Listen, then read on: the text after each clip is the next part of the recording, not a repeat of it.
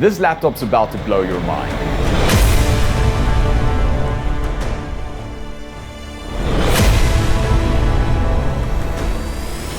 This is the ROG Zephyrus G16. It looks incredible, its performance is out of this world, and it solves one of the biggest problems that we have with very strong laptops, and that's usually strong laptops are gaming laptops. And let's be honest, some of us have normal day jobs, like we're lawyers, and rocking up with an ROG laptop you'll become a meme, and we don't want that. RGB doesn't shout sophistication and professionalism. So the ROG Zephyrus G16 comes in to solve all of that at the same time. It kind of comes in as a savior to the people who buy both a gaming desktop to keep it at home and then a professional laptop to take with them to meetings. The ROG Zephyrus G16 is actually so elegant, you could be sitting in an office playing games and nobody would even notice it.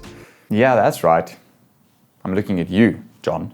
Anyways, this is a 16-inch laptop with a full aluminium body. It looks fantastic, it's thin, it only weighs 4.3 pounds or 1.95 kilograms for the rest of the world, and everything fits together just perfectly. The Zephyrus G16 does still have some personality though, with a backlit keyboard and this LED slash, which looks cool, and if you're worried that it's gonna still look too gamery, then luckily it is super easy to turn off and go into full stealth mode. As for the specs of this bad boy, it basically has everything that you need. It has a Core Ultra 9 inside of it, the 185H with 16 cores. It's got 32 gigabytes of DDR5 RAM, which unfortunately isn't upgradable. It has a 2TB PCIe 4.0 NVMe SSD and a 16GB NVIDIA RTX 4090 GPU inside of it, which basically translates to, if there's something you want done, this laptop can do it. Video editing, 3D modeling, 4K gaming, you name it, it can do it all. Now, let's talk user experience. The Zephyrus comes with a 240Hz 16-inch 256x1600 OLED panel that has fantastic color accuracy with an advertised 100% DCI-P3 rating, which is apparently Pantone verified.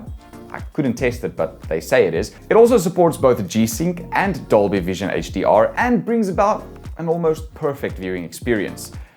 Unless you work in very well-lit environments, or shall I say not well-lit environments, because the screen is glossy. So if you're going to have a lot of reflections, just keep in mind, it has a glossy screen like a MacBook. My personal preference, of course, I really like glossy screens. It looks fancy, it looks clear and crisp, although the fact that the light bounces off of it is a little bit frustrating at some points, but not really too much to worry about. Now, I know it might sound like I'm hyping this laptop up out of this world, but it really impressed me. The audio even is super impressive. The audio was more than enough for watching movies, playing games, and even listening to music in the office, to be quite honest. And you know how I convinced you that the speakers are really that good? Well, Asus wanted to prioritize good speakers that much that they took away the numpad so that they can have space for these massive speakers. There are 4 2-watt woofers and 2 2-watt tweeters in there that deliver a loud and very high quality audio experience. The keyboard itself isn't anything special, unfortunately. You get single zone RGB backlighting and overall decent typing experience.